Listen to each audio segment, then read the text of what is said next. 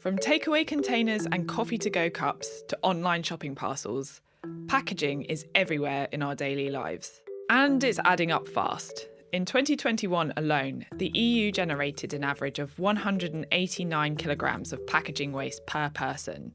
That's over 10 kilos more than the year before. That was the biggest annual increase in a decade, and nearly 32 kilos more per person than in 2011.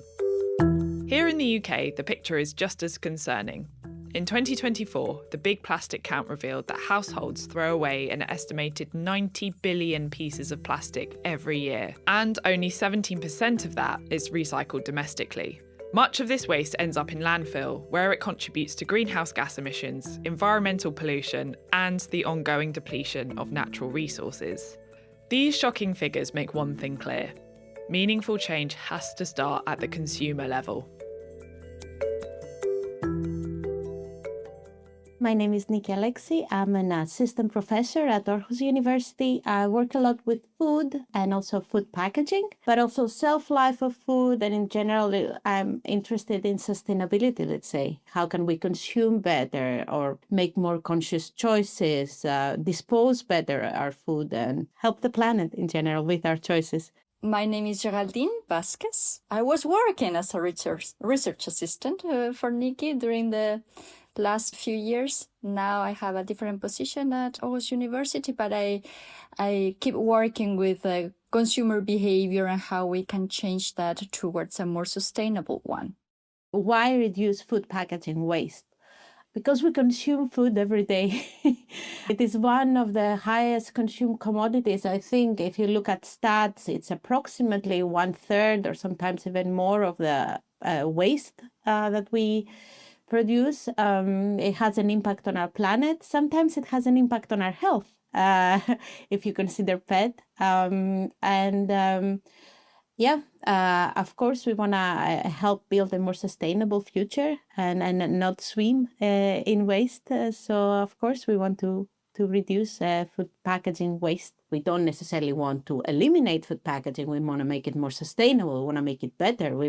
Because if you completely reduce food packaging, there comes food waste, and that's an even bigger problem.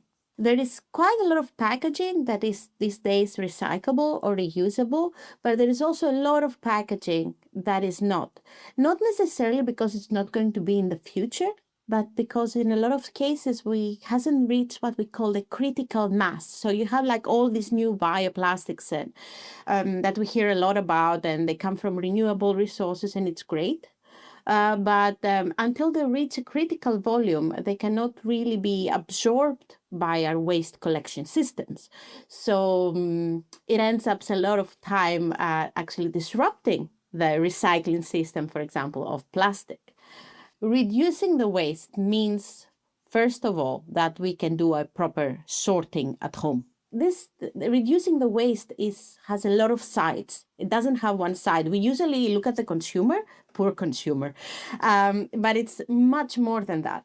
So reducing the waste has to do with the consumer doing the proper sorting. It has to do with the supermarket or the retailers having the appropriate choices so the consumer can get the packaging or foods that they are not packed, etc., etc. It has to do with the waste collection system, that it actually handles this waste properly. And when it takes the waste, it can recycle or it can absorb it properly. And it also has to do with a very, very important notion, which is trust. Because all of these people and all of these actors and all of the system need to trust each other. So I need to trust that when I spend my time to sort food packaging properly into the correct container, or I take the time to rinse it or handle it properly before that, my efforts go, they are appreciated, and then this gets recycled. If this doesn't, and it ends up in a landfill or even worse, then they will starting having issues of mistrust. And this is the worst thing that can happen, and the worst thing that can, disengage consumers or actors with recycling behaviors. One of the factors that impact the trust, the level of trust in consumers will be transparency. There are a lot of questions about if the waste management actors are really doing what they say they are doing, and the lack of maybe transparency, the lack of reports, or how this information reaches the consumer or the household, to put it more simple. I'll say that's one of the biggest. Trust varies depending first on the country. I have to say, like I live in Denmark. People trust in the government, in what they listen, much more, at least much more than they trust from where I come from in Greece. So I could say that, getting some information from your local distributor or government, how to handle the waste, what we should do, and the system changed. And of course, no one liked it, but they listened to it and they tried to do their best.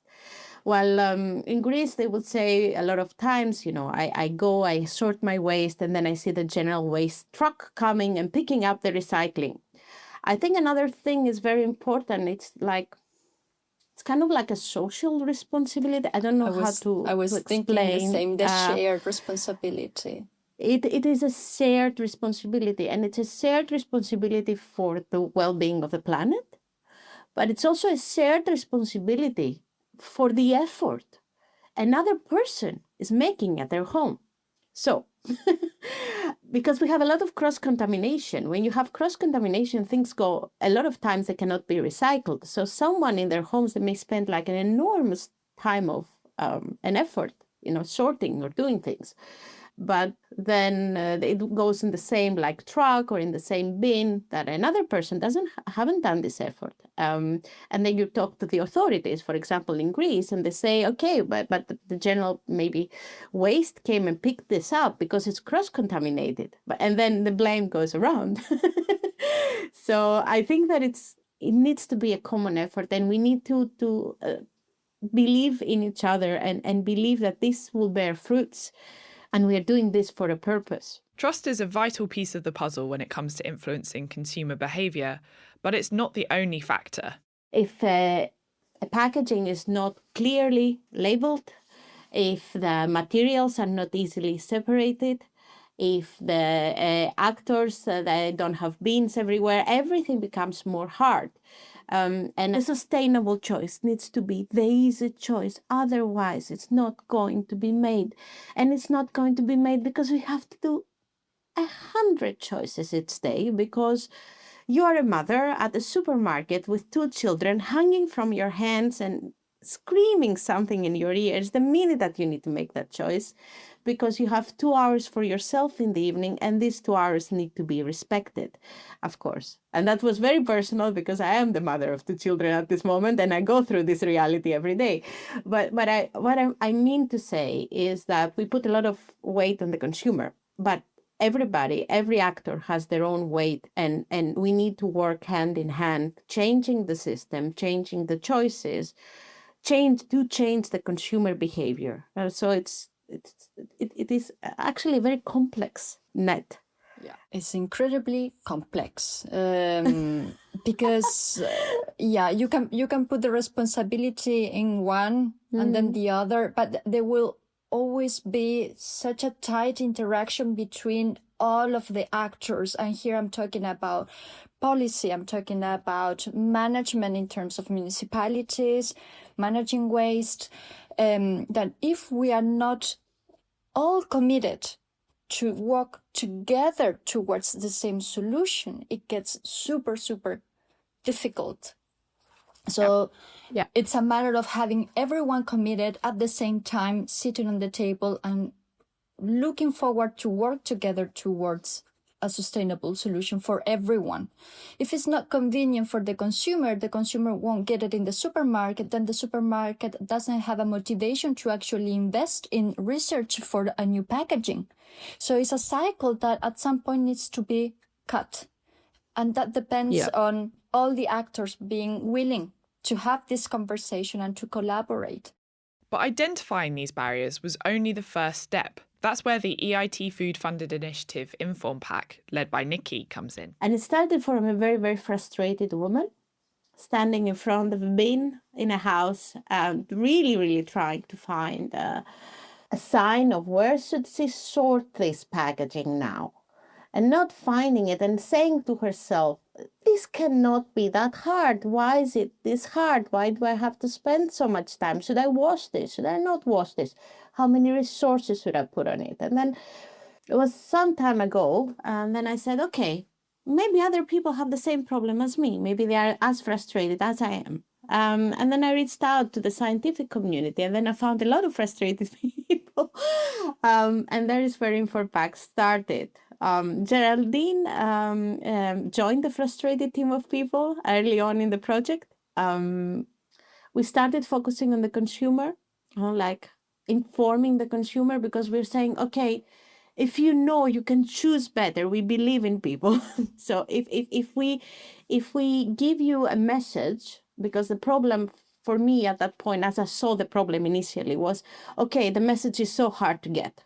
So you're not giving me the information that I want or I need, and you're not giving it to me in a way that I understand it. So you need to dumb it down. You need to make it easy for me. Give me proper information. And that was the first year of the project in what we call the proof of concept. And we worked with that to understand that things are not that easy.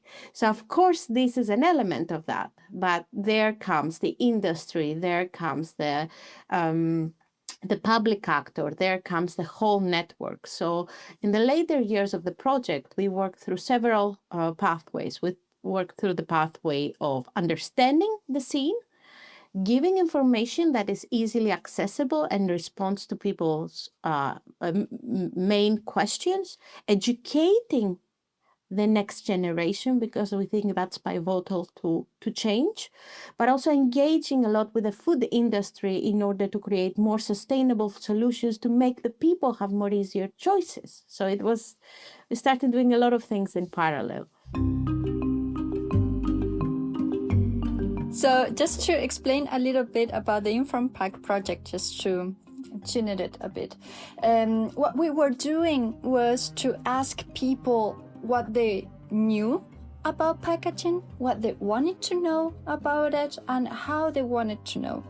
So we divided the project into 2 steps. So the first one was to try to understand where these gaps of knowledge were sitting. And we will say that, or I will say that in general, symbols in packaging was one of the topics that was repeating across the different countries that we saw. And there is a funny anecdote with the tidy man. I don't know if you remember this guy on the packaging that is throwing something to a trash can. So in one of the different workshops that were run with, or interviews actually, that were run to experts, the question was also asked to them, what is this tidy man telling you? And they didn't know either, because it's such a confusing symbol. So everyone was saying, yeah, I should just put this in the normal trash, instead of thinking, okay, this needs to be sorted. I need to pay attention to the packaging that I'm holding. So the problem was bigger than just the consumer. We realized that we have such a complex ecosystem of symbols that was across Europe, actually, that we needed to address one of the, at least this topic. And then we found different topics across different countries. But I'll say that symbols was something that was repeating. Yeah, symbols were always there. But and as Geraldine said, it's not only the problem of consumers, it's also of experts. And I'm not talking just scientists, like experts working in packaging. We were in a packaging summit and we asked that question. People didn't know. And they, my favorite one, the green dot. So tidy man and green dot. Green dot is this like beautiful circle with the 2 arrows that looks a lot like recycling, but it's not recycling. It's not. It's not. It's just like that this company has paid some money to help with packaging recovery and recycling. This is in all potato chip bags. Potato chip bags at that point was one of the worst, like they weren't recyclable. Now half of them are and half of them are not. But, you see the symbol and everybody was saying, oh, yes, this should be recycled with whatever plastic. No, please no. So Going back a little bit about Inform Pack, it was of course about what do you want to know, but also how do you want to get this information. So, and I think that was a very important point of the project. So we didn't try to just go and give like lots and lots and lots of information and written down to people. We asked them how they wanted to receive it, and we learned that people actually wanted videos. They wanted infographics. They wanted modeling of behaviors and short information and targeted. And believe me, this was so hard to create. We are talking about a very, very complex matter, trying to get it down in an infographic, like or a video of 1 minute, try to get some reasoning into it, try to get some explanation into it, not just say, just do that. And trying to get also the context. That if you are in one country, you may need to do that, but if you are in another country, you may need to do that. But if it's this food, it may be this, and then the other food, it may be that. It was very hard. And I think it was what took the longest in the project. So all of these people and all of these scientists and all of these companies sitting down and trying to say, okay, how do we take this information, make it simple, make it understandable, make it actionable, and still not greenwash, not say that, we cut down forests to make paper, because that's not the case, like trees are made. So how can we create examples without actually making greenwashing? And I learned so much of that, so much of this process. And it worked. The other thing that worked was actually engaging with people, going to schools, making practical activities, making science with them, going and digging little holes and putting plastic in and papering and just like leaving it for 1 month and then going and seeing what did break down and what did not.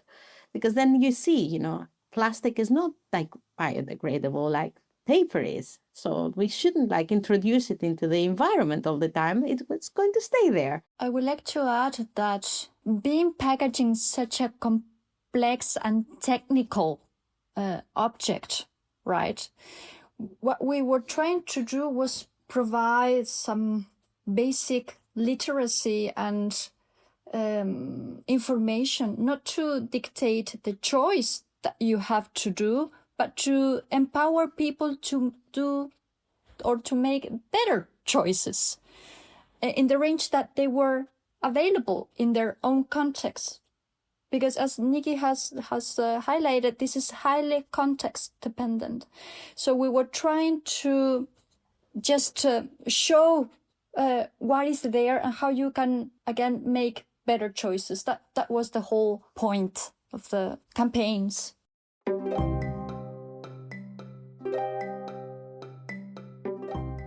We worked in person with people and with schools, especially in Spain, in Poland, with universities, also in Spain and in the UK.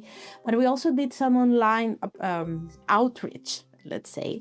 Also, Inform Pack being a Corona project starting at that period, it was all about digital approaches. We had some very, very positive feedback. We in the latest years, we actually had a repeated survey. So like we had a lot of the campaigns that we created with like practical information going out to different consumers in 5 European countries. And then we they were exposed to the campaigns. We were asking them, are you going to change the way you're behaving now? They had the choice to say yes or no and what they would be doing. And some months after, we would repeat this questionnaire, asking them now, what have you done actually? Have you done what you said that you're going to do? Or if you have not, why? And I would say that in the first round, people, they were extremely positive. I think that more than 85% of people in all countries said, yes, I'm going to do this. It's going to be great. I'm going to change my behavior and do all of the things that you're saying, or some of the things that you're saying, and it's great. And yeah, revisiting after a few months and getting a little bit closer to the truth, or to the reality, we still had very good results. But they very much differed by country. So, like, I think the country with the lowest rate was Denmark, but we're 65%. So we had like actually a 20% difference from the beginning. Said that they did what they said that they will do, but there were a lot of other people that said, okay, I couldn't. But in countries like Italy, still 88% said that they implementing changes in their routines and the reality. I would say even 65% is staggering. It's a big number. It's not a low number. If you can change so many people, it is very good.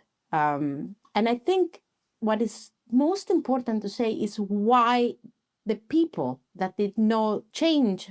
One of the main reasons was I couldn't. It wasn't practical to do so.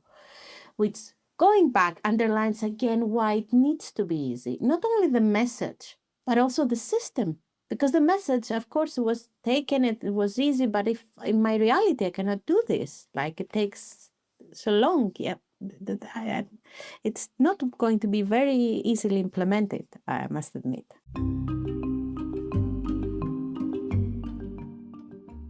How do we move forwards? First of all, education.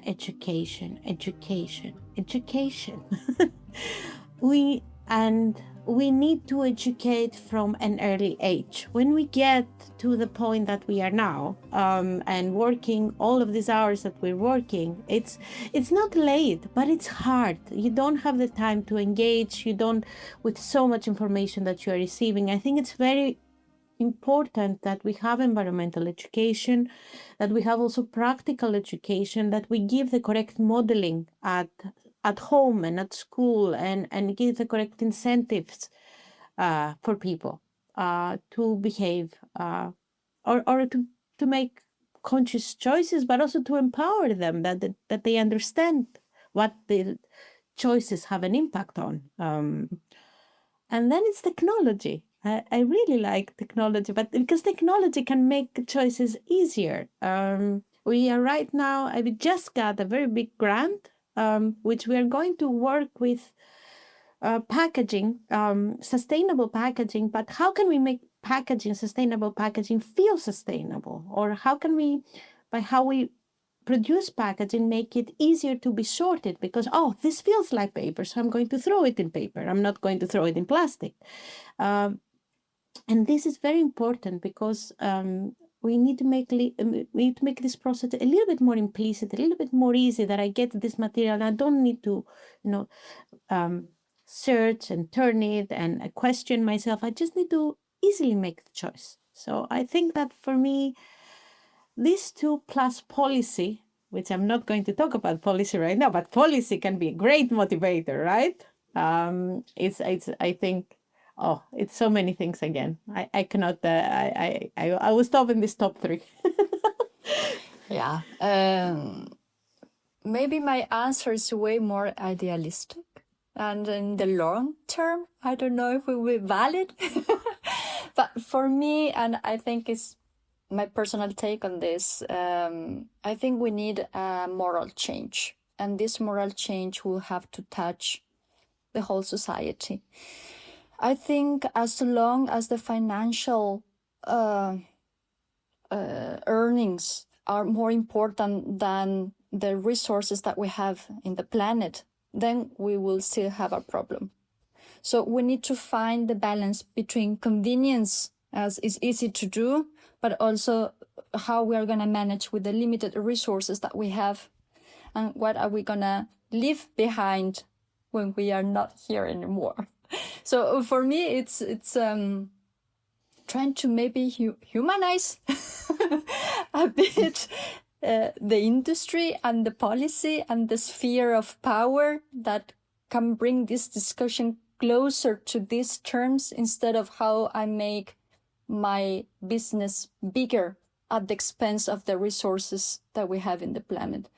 I understand that, we want to make businesses successful, but we have to set up a limit on where is the cost for the planet as well, and how that will affect our stay here in a way. I completely agree that consumers have a huge role, and educating everyone will bring a bottom-up strategy, but I would also like to see a top-down, and we meet in the middle. I think this is a very, very big conversation because, change can come from bottom up or from policy and then from changing the scenery.